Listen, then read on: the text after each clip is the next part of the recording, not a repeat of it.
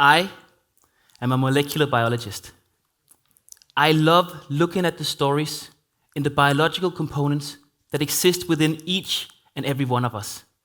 So you can probably imagine how excited I was when my sister bought one of those kits that let you test your own DNA. You know, the kind where you swab the inside of your cheek, you send the sample off to a lab, and they tell you about your family history. How cool is that? Inside your cells, there's a record of your ancestry. Just imagine how many other stories are hidden there. I'd like to tell you one of them. But this story isn't about DNA. It's about proteins. You probably know them from being good at helping us grow muscles. But they're pretty much everywhere. We find them in the clothes we wear, in the food we eat. But the most interesting ones are inside of us. Proteins are involved when we form memories, when we grow older, and when we fall in love. They're responsible for so many processes inside of our bodies that I can't think of a single one where they aren't at least involved. The entire set of proteins inside of us, our proteome, is who we are. And unlike DNA, which is meant to stay more or less the same for our entire life, our proteome changes every day. So while DNA tells the story of our past, our proteome tells us what's going on right now. And if we listen closely, it might just be able to tell us about our future. The most common question we ask our proteome is, what is wrong with me? But we don't ask it out of insecurity. It's a question we ask when we're sick. And it's a great question, because when we get sick, it's always visible in our proteome. Some diseases occur when certain proteins become too abundant or too scarce, while others can be found by the presence of foreign proteins inside of us. And even when proteins aren't directly involved, our bodies will produce them to try and fight the disease. And all of these proteins can help us identify exactly what kind of illness we're dealing with. But getting information out of our proteome can be a little bit like getting information out of an AI. I don't know how many of you have spent time talking to ChatGPT or similar AIs, but it can be kind of frustrating. Well, if you know a lot about the subject that you're asking about, eventually it'll tell you something that'll correspond to 2 + 2 = 5. And it'll be really cheeky about it too.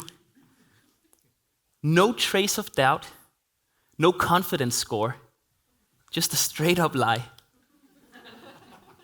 And if you call it out on it, and you ask it again, you can almost feel it roll its eyes at you before it tells you another thing that's wrong. And this dance can go on until I change the question.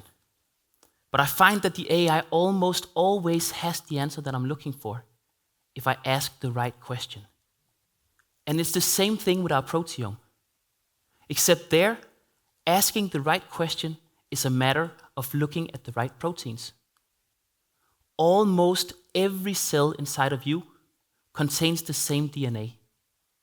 So when my sister did her DNA test, it didn't matter if she was looking at her skin cells or her hair follicles, or if she did the swab of the inside of her cheek. But with proteins, it's different. Proteins are the reason why your skin cells look and act different than your muscle cells or your brain cells, because these cell types have different proteomes. That's right. We can talk about proteomes at different levels. We can talk about your proteome, which is every protein inside of you, or your liver proteome, which is every protein inside your liver, which of course is different than your kidney proteome. So if we swab the inside of your cheek and ask about a specific liver disease, we're probably going to get the wrong answer. If we want to know what's going on in a specific organ, we have to ask the proteins from that organ. So, right now, by raise of hand, how many of you would be okay with me taking out a little piece of your liver? Right? Or a kidney? Maybe a bit of brain? Yeah, I didn't think so. That's why I think that the most interesting place to look for proteins is in our blood. Well, that and 3 other reasons: abundance, access, and information. If any of you are blood donors here in Odense, you'll know that they'll let you donate around 10% of your blood every 3 to 4 months. So there's no risk of us running out of blood if we take a little bit to look at our proteome once in a while. But when I say abundance, I'm talking about the abundance of proteins. Our blood is packed so full of them that a single microliter, which is smaller than a grain of sand, can yield more than 300 analyses of our blood proteome. And obviously, we'd only really need one. So when we're trying to get access to such a ridiculously small amount of blood, the whole needle in your arm procedure, it's a little bit overkill. Instead, getting enough blood for a sample can be as simple as a prick in the finger. And finally, every single organ inside of you releases proteins to your blood. So your blood proteome has information about your entire body. So if I get sick, you sample my blood and ask those proteins what's wrong with me. It doesn't matter where the problem is. That one test can help me figure it out.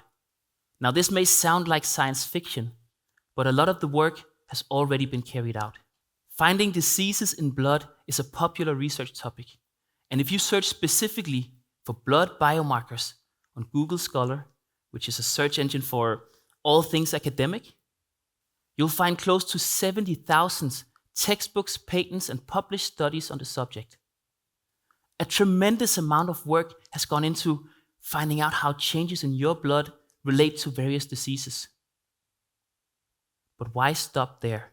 Sure, our proteome knows if we have a disease, but it also knows when we're about to get one. Before you can feel that you're sick, changes are already happening in your body, and those changes are visible in your proteome. And some of those really nasty diseases, they develop for years before you get symptoms. And when you do, they're already at an advanced stage. And really, there's no reason to wait for that to happen, especially if all you need to do is go to the doctor's office and do like this. Boop. Now, we're changing the question from what is wrong with me to is there something wrong with me? And not only does that sound less depressing, it also gives us more information. We're not quite there yet. But the puzzle pieces are being put together at universities around the world. Using advanced technology at a university is very different from doing it at the doctor's office. The people that I work with at EvoSep has made it their mission to bridge the gap between academia and the healthcare system, so we can use proteome analyses to help people. In 2016, when the company was founded, I was carrying out protein analyses as a bachelor student, so I've seen firsthand how far we've come. At the time, we'd analyze samples for as long as possible. It would typically be 1 to 2 hours per sample, and you'd always keep an eye on the instrument in case something went wrong, which was not uncommon.